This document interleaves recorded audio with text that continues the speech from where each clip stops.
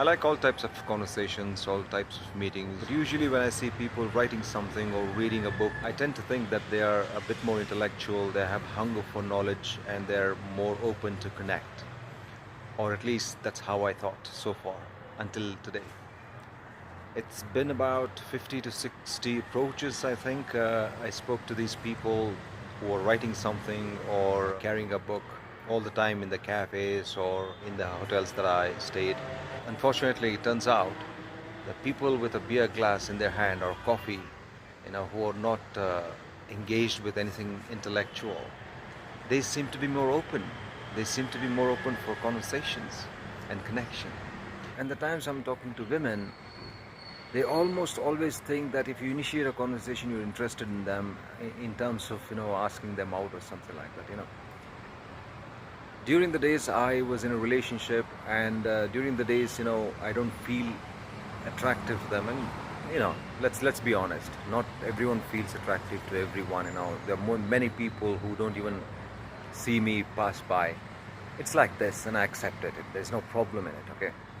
Even those women tend to think, and they act like, they suddenly get into a demand kind of an environment, and they send out those vibes, and they're not unavailable for a conversation.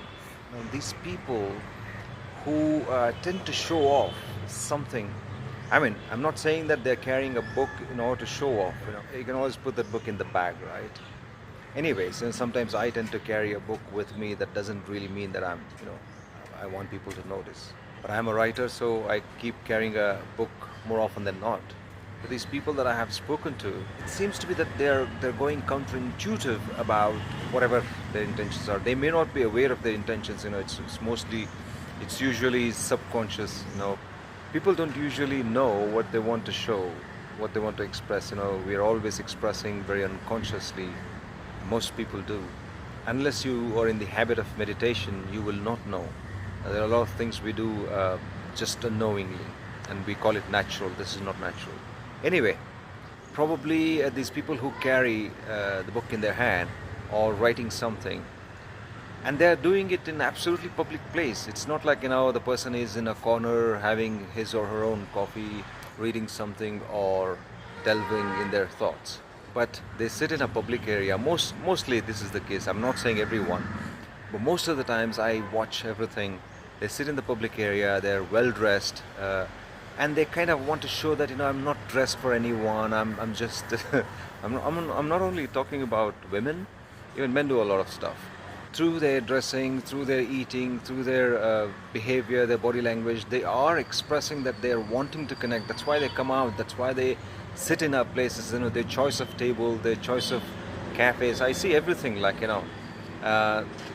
if I want solitude, absolute quietness, I would go to an empty restaurant, find a chair in the corner with, not much noise, and I would read what I need to read, right? Or I'm not saying that needs to be that way only, but when you look at the patterns, when you connect the dots, that they're not doing this. They're obviously in a busy area. They're obviously in the cafe that's full of people, and they're doing this thing in order to send out a message that they're intellectuals, or they like books, or they're something very special than the other people, right?